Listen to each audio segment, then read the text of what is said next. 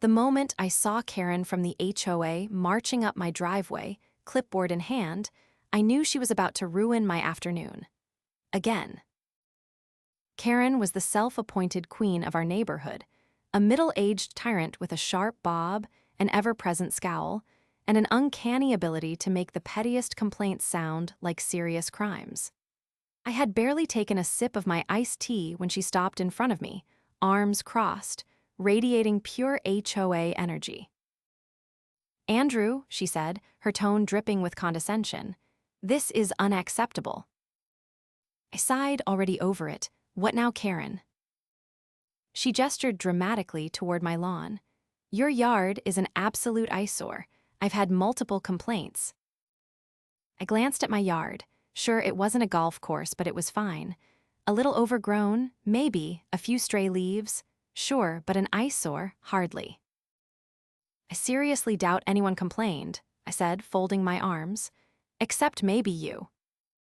She huffed, flipping through her clipboard. "The HOA has strict guidelines for lawn maintenance. Grass must be evenly trimmed, flower beds neatly arranged, and decor must be tasteful." Her beady eyes locked onto my garden gnome like it personally offended her. "This mess needs to be handled immediately." I took a slow sip of my tea. "Or what?" Karren's lips pressed into a thin line. "Or you'll be fined. And if you ignore the fines, further action will be taken." I had lived in this neighborhood long enough to know what further action meant. Karren and her HOA cronies were notorious for escalating things, threatening liens, harassing homeowners with endless notices, and making life miserable for anyone who dared challenge their authority. But I wasn't about to let Karren dictate how I lived on my own property. A plan formed in my mind, and a wicked grin spread across my face. "Fine," I said, "I'll handle it." She sniffed, satisfied. "See that you do." Then she turned on her heel and strutted away, convinced she had won. She had no idea what was coming. That evening, I made a few calls, did some quick online shopping, and prepared to take my lawn maintenance to a whole new level. A few days later, a massive delivery truck pulled up in front of my house. I stepped outside just in time to see the driver lower the most glorious, ridiculous thing I had ever laid eyes on: an inflatable great white shark, easily 15 feet tall. I clapped my hands together, barely containing my excitement. "Oh, this is perfect." With the help of my neighbor Ben, I set it up right in the middle of my front yard. It loomed over the street, its gaping mouth frozen in a permanent snarl, its inflatable fins swaying slightly in the breeze. As soon as it was fully inflated, I stood back and admired my masterpiece. My lawn wasn't messy anymore, it was a statement. And, as expected, it didn't take long for Karren to lose her mind. I was inside enjoying a well-earned beer when I heard the furious knocking at my door. Took my time answering, just to make her wait. When I finally opened it, Karren was practically vibrating with fury. "What is that monstrosity?" she shrieked, pointing at the shark like it had personally attacked her. I took a slow sip of my beer. "Lawn decor." Her eyes bulged. "That is not tasteful." I shrugged. The HOA rules don't specify what kind of decorations are allowed, just that they have to be maintained. And I assure you, Karren, my shark is in perfect condition. Her face turned a deep shade of red. "You think this is funny?" "A little, yes." Karren sputtered, struggling to form words. "I am officially filing a complaint. This is an eyesore, a nuisance, an embarrassment to the neighborhood." I casually leaned against the doorframe. "You know, Karren, I seem to remember you saying my lawn was too messy. Fixed it. Now it's just one big, glorious decoration. You should be thanking me." She was absolutely seething. "You will take that thing down, or I will make sure you regret it." I grinned. "Good luck with that." Karren stormed off, muttering threats under her breath. I knew this was far from over, but I was ready. If Karren wanted a war, she just got one. The morning after Karen's meltdown, I expected some petty retaliation, but I didn't expect her to start weaponizing HOA policy so aggressively or so quickly. I had just stepped outside, coffee in hand, admiring my glorious inflatable shark basking in the early sunlight, when I spotted something taped to my door. A thick, official-looking envelope with the dreaded HOA logo stamped on the front. I tore it open and skimmed the contents. As expected, Karren had wasted no time filing a formal complaint. But this wasn't just about the shark, oh no, she had gone all out. According to the letter, I was being cited for a list of infractions, including improper lawn maintenance, because apparently my grass was now uneven. Unauthorized lawn ornamentation, a rule that absolutely did not exist before yesterday. Obstruction of neighborhood aesthetic standards, whatever that meant. Failure to comply with HOA directives, which was just her way of saying not doing what she wanted. And at the bottom, the kicker. Failure to remove unauthorized structure will result in a $500 fine, increasing weekly until compliance. I let out a slow breath, staring at the paper. Karren was trying to bleed me dry. I wasn't about to let that happen. Instead of taking the shark down, I decided to escalate. I called up my old college buddy, Ryan, a graphic designer with an appreciation for the absurd, and explained the situation. He laughed so hard he nearly dropped his phone. Then he agreed to help. That afternoon, he showed up at my house carrying a custom-made banner, still wrapped in protective plastic. I helped him unroll it, and the moment I saw it, I knew it was perfect. A massive, professionally printed sign that read, HOA-approved art installation, in honor of shark conservation. We secured it right in front of the inflatable shark, making it look like an official neighborhood project. I stood back, arms crossed, admiring our handiwork. Ryan grinned. You think she's gonna have an aneurysm? I exhaled through my nose. I hope so.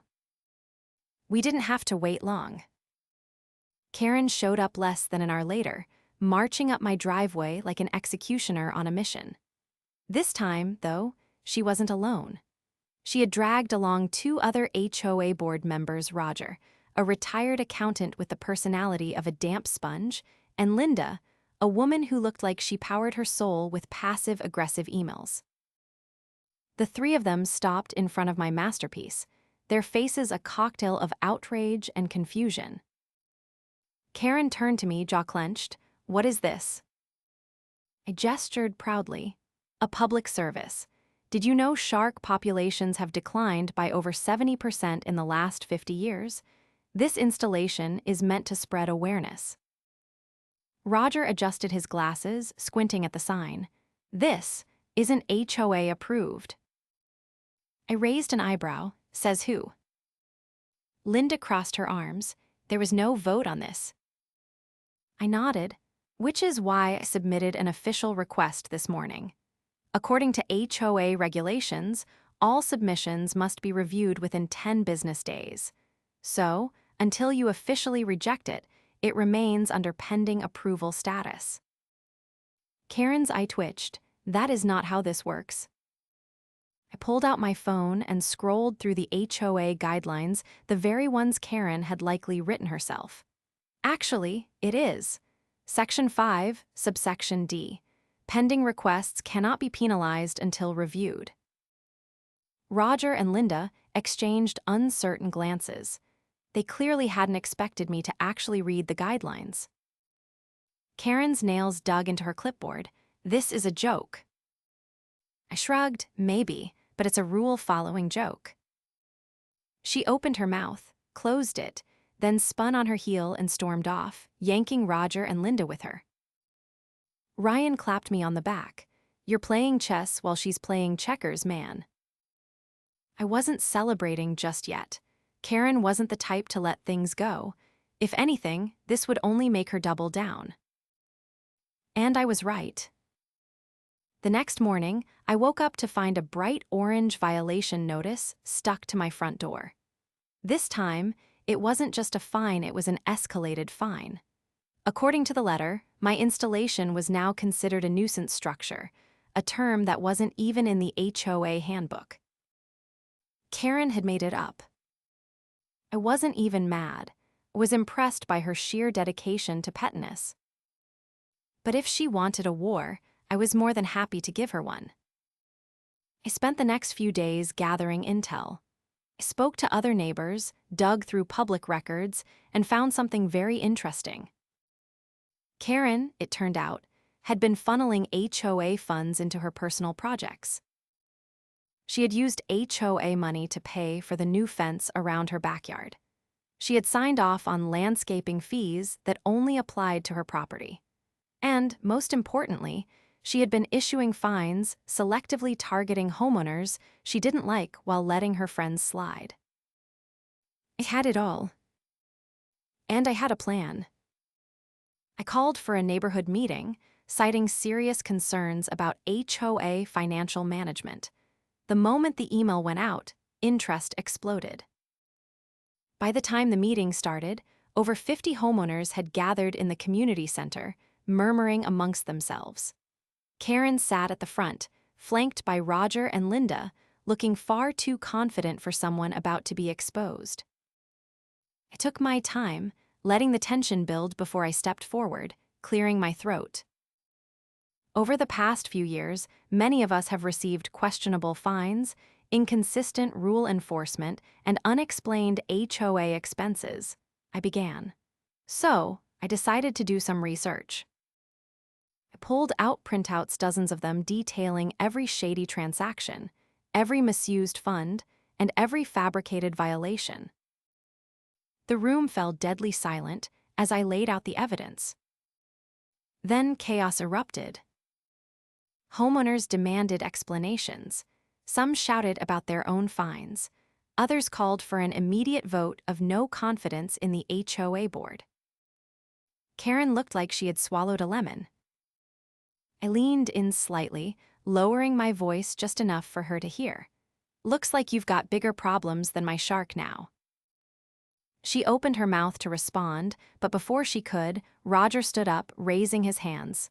I think we need to reconsider leadership." Linda, looking pale, nodded. "We should hold an emergency election." The crowd roared in agreement. Karren's reign had just come crashing down. And my shark? It was staying exactly where it was. The fallout from the HOA meeting was instant and chaotic. Karren had spent years ruling the neighborhood with an iron fist, but now she was drowning in a sea of furious homeowners demanding answers. Roger and Linda, clearly eager to distance themselves from the mess, had already started whispering among themselves about damage control. Karren, however, wasn't ready to surrender. She stood at the front of the room, her expression twisting between outrage and desperation. She tried to call for order, to reassert her authority, but no one was listening. The crowd had turned against her. I stayed near the back, arms crossed, watching it all unfold. My work was done. Had planted the seed, and now the entire neighborhood was watering it with righteous fury. After the meeting, a group of neighbors approached me in the parking lot. Some of them I barely knew, others had been at the receiving end of Karren's nonsense for years. One of them, a retired firefighter named Joe, clapped me on the shoulder. "You really stuck it to her, Andrew.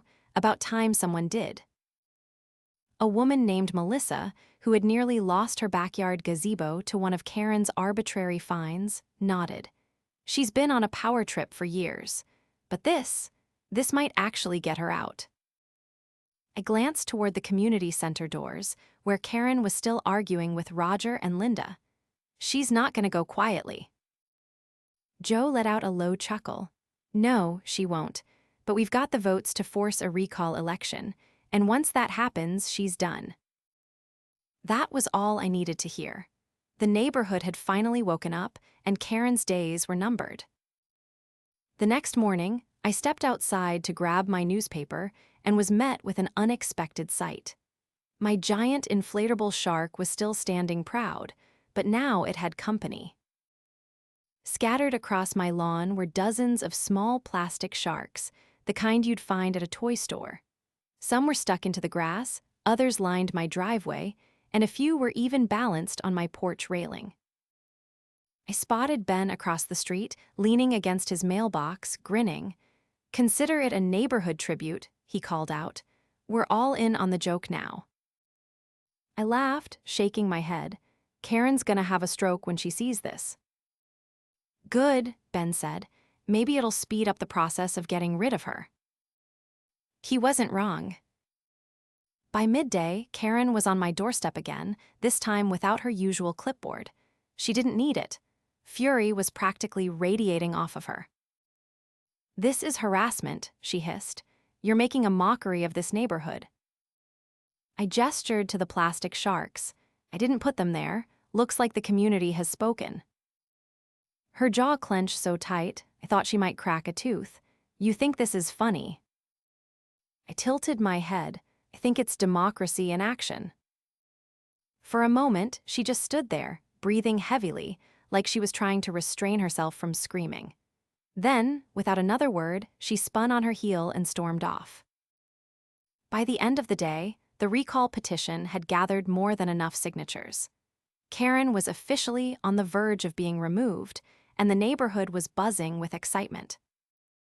But Karren wasn't done yet.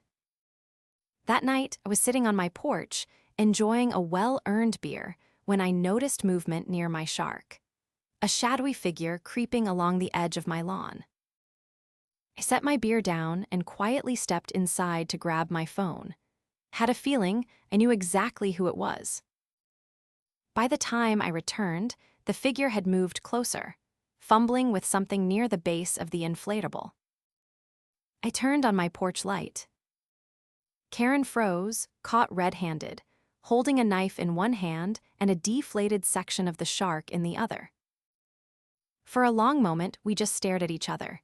Then, slowly, I raised my phone and snapped a picture. Her face twisted in horror. "Delete that." I leaned against the doorframe. "Vandalism, Karren. That's a pretty serious offense." She straightened, trying to regain some dignity. This was an eyesore. I was doing the neighborhood a favor. I glanced at the knife. The police might not see it that way. Her confidence faltered. "You wouldn't." I shrugged. "That depends. Are you going to step down from the HOA?" Her hands clenched into fists, but she knew she was beat. She had no allies left, no way to spin this. She had lost.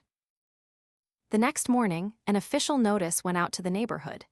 Karren had resigned from the HOA, effective immediately. By the end of the week, the recall election had concluded, and a new board was in place. And my shark, it got an upgrade. With the neighborhood fully on board, we replaced the damaged inflatable with an even bigger one this time, a 30-foot-long inflatable shark, standing tall as a monument to our victory. Karren was gone. The HOA had been reformed. And my lawn. It had never looked better. With Karren officially out, the neighborhood felt like a completely different place. There was a lightness in the air, a sense of relief that hadn't been there before. People who had once kept their heads down, avoiding unnecessary attention from the HOA, were suddenly more open, more social. It was like we had collectively taken a deep breath after years of walking on eggshells. But just because she had resigned didn't mean she had disappeared. A few days after her departure, I was outside watering my front yard when I noticed her house. The once pristine lawn, which she had always bragged about maintaining to HOA perfection, was now looking neglected. The hedges were overgrown, and the grass had begun to yellow. It was a stark contrast to the way she had demanded everyone else's property look. Ben walked up, shaking his head as he took in the sight. He glanced at me, amused. "Guess she doesn't care about neighborhood aesthetics anymore." I chuckled. She never really did. she just liked controlling people. Joe, who had been walking his dog, stopped next to us, nodding toward Karren's house. She's been keeping to herself. Haven't seen her outside much. Not that I'm complaining. Melissa joined us, arms crossed as she studied the property. You know, it's funny. She spent years harassing people over the tiniest infractions, and now she's not even following her own rules. There was a collective agreement among us.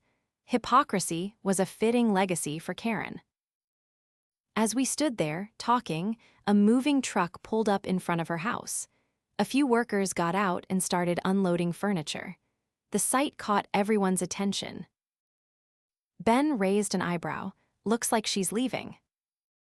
I watched as Karren stepped outside, overseeing the process with a tense expression.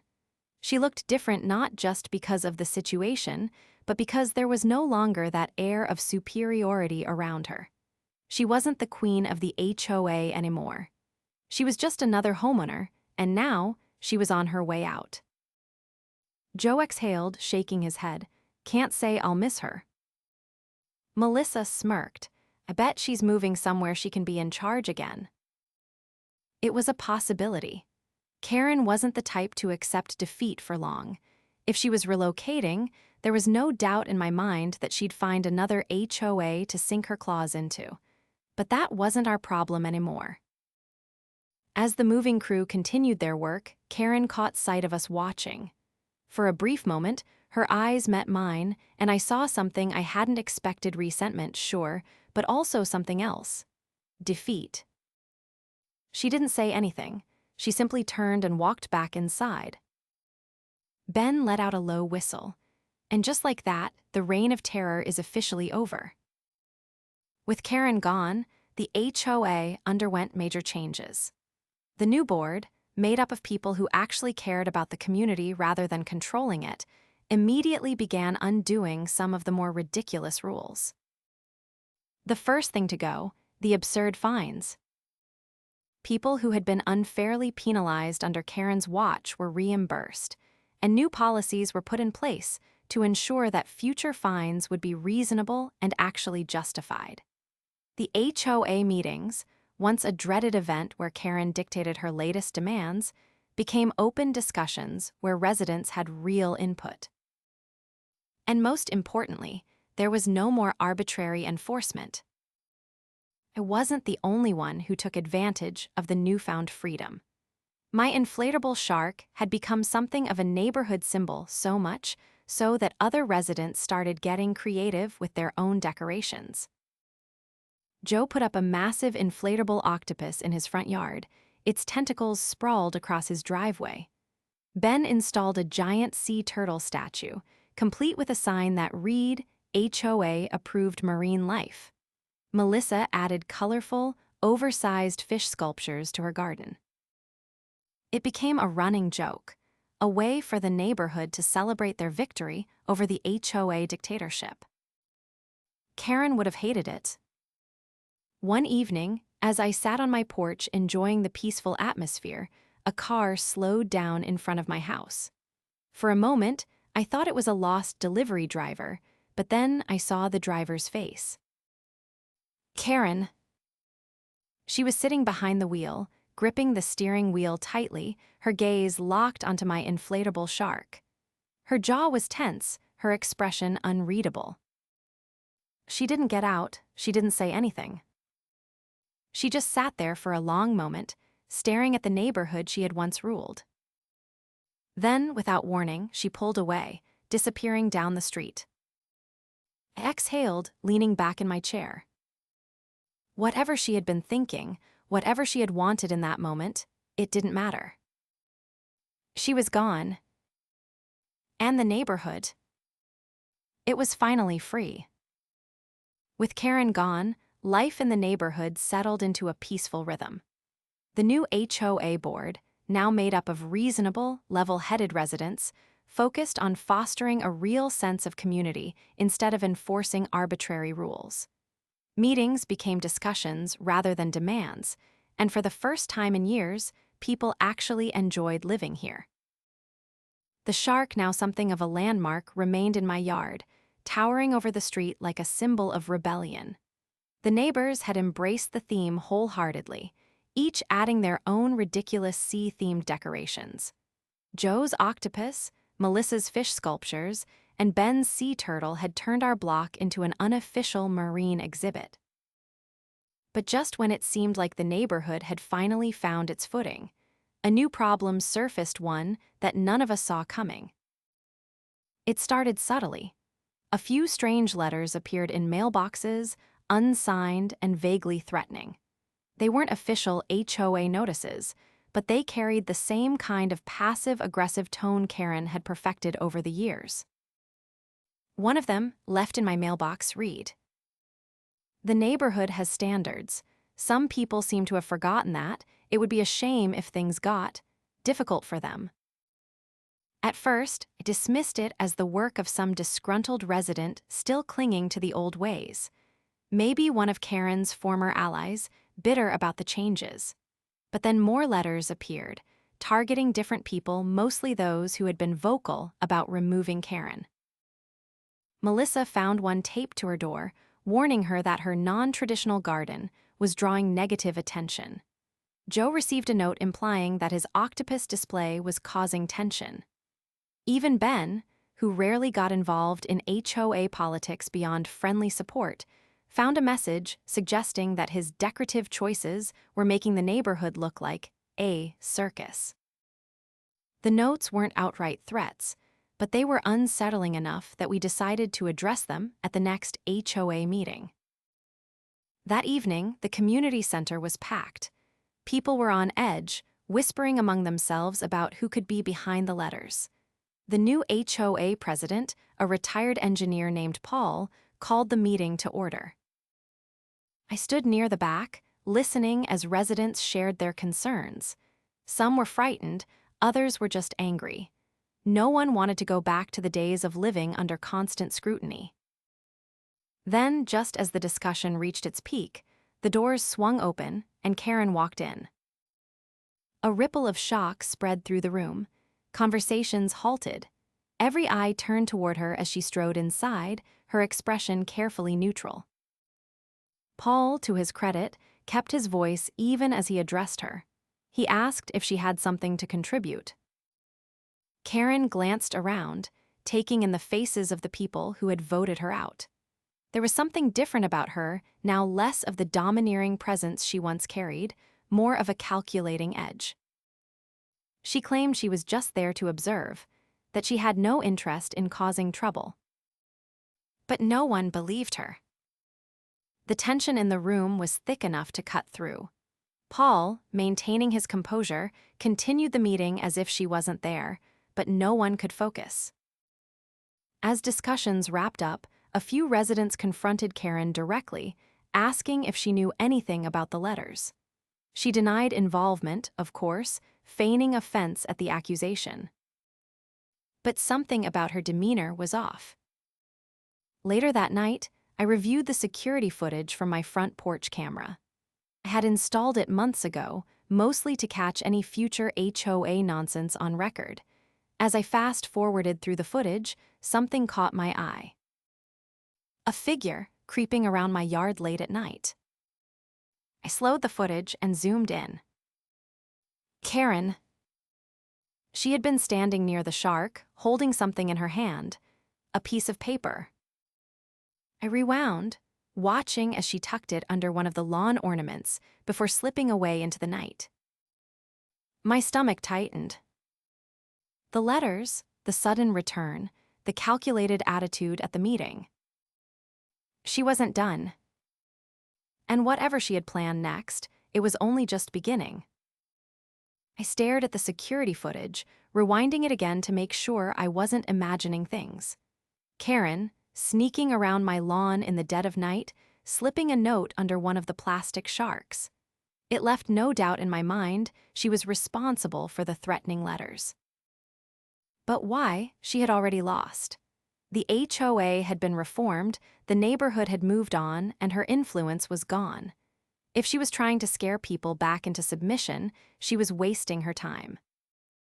I grabbed a flashlight and stepped outside, searching under the nearest plastic shark. Sure enough, a folded piece of paper was wedged beneath its base. I pulled it out and unfolded it. The message was typed in the same stiff, formal tone as the others.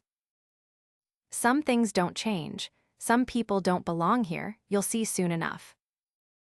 I exhaled sharply, shaking my head. Karren had always thrived on control, but this was just pathetic. The next morning, I called Paul, the new HOA president, and told him what I had found. We agreed to meet at his place later that afternoon. By the time I arrived, he had already called in a few other residents who had received letters. Joe, Melissa, and Ben were all sitting in Paul's living room, each holding their own copy of Karren's messages. Paul took a deep breath and leaned forward, rubbing his hands together. His expression was serious. We need to put a stop to this before it escalates. Joe crossed his arms, his jaw tight. She's not even on the board anymore. What does she think she's going to accomplish? Melissa shook her head. She's trying to scare us, hoping we'll cave and bring her back into power. Ben let out a quiet laugh. If she thinks a bunch of creepy notes are gonna make us beg for her return, she's more delusional than I thought. I placed the letter I had found on the table. Caught her on camera last night, sneaking onto my property, leaving this. Paul's eyebrows lifted slightly, so we have proof. I nodded, more than enough. Melissa tapped her fingers against her knee. Do we go to the police? Paul hesitated. Technically, she hasn't done anything illegal yet, but if she keeps trespassing and harassing people, we'll have grounds for a restraining order. Joe exhaled sharply. Then we need to make it clear that we're not intimidated. Ben leaned back in his chair. How do we do that? A plan started forming in my mind. Karren had always operated best in the shadows, using rules and bureaucracy to get her way. But now, she had no authority, no official title. All she had left was fear tactics. The best way to counter her was to strip away the secrecy, drag her actions into the open. I looked at Paul. We call a neighborhood meeting, make it public, show everyone the letters, show them the footage. Paul's eyes narrowed thoughtfully. Expose her. Melissa nodded. If everyone knows what she's doing, she won't be able to hide behind vague threats anymore. Joe cracked his knuckles. I like it. Ben grinned. Let's put on a show. Within hours, Paul sent out notices for an emergency HOA meeting. The message was simple. Important community concerns would be addressed, and all homeowners were encouraged to attend. By evening, the community center was packed. The air buzzed with curiosity and concern. People wanted answers. Paul stood at the front of the room, clearing his throat. Thank you all for coming on such short notice. We've gathered you here because several residents, myself included, have been receiving anonymous letters. Letters meant to intimidate and sow division. He gestured to a table where copies of the letters were spread out. Residents murmured as they stepped forward to read them. Some exchanged uneasy glances. Others looked outright furious. Joe spoke next. We have reason to believe these letters were written and distributed by someone who used to hold power in this neighborhood. Ben pulled out his phone and connected it to the projector, and we have proof. The footage from my security camera played on the large screen. Silence fell over the room as everyone watched Karren sneaking around my lawn. Then, a collective murmur turned into open outrage. One woman shook her head in disbelief. She's still trying to control us. A man near the back crossed his arms. Unbelievable. Melissa stood up. We voted her out, we changed the rules, and she's still trying to undermine everything we've built. Paul raised a hand, bringing the room back to order. This is harassment, this is trespassing, and we're not going to tolerate it. The crowd erupted in agreement. Then the doors creaked open. Karren walked in. For a moment, the room fell into stunned silence. Then, whispers spread like wildfire. People turned to look at her, some in shock, others in pure anger. She stepped forward, her expression carefully composed. But there was something behind her eyes, something unsettled. Paul didn't hesitate. "Do you have anything to say for yourself?" Karren lifted her chin. "This is a witch hunt." Joe scoffed. "We have video evidence of you sneaking on a private property." Melissa held up one of the letters and typed threats that match your usual brand of intimidation. Karen's face twitched. "I was checking on the neighborhood, making sure it wasn't falling apart without real leadership." Ben laughed. "That's rich. You're not on the board anymore, Karren. You have no authority here." Paul exhaled slowly, then turned to the crowd. "We have two options. We can file a police report for harassment and trespassing, or we can all agree, right here and now, that Karren is no longer welcome at HOA meetings or involved in any community decisions." The choice was clear. Hands shot up across the room, a unanimous decision. Karen's face went pale. "You can't just exile me." Paul met her gaze evenly. "You did this to yourself." She looked around, searching for any ally, any support, but there was none. With nothing left to fight for, she turned and stormed out of the room. The door slammed shut behind her. The meeting ended with a round of relieved conversations. The neighborhood had spoken. Days later, Karen's house went up for sale. A moving truck arrived shortly after. She was gone. And the neighborhood. It had never been better.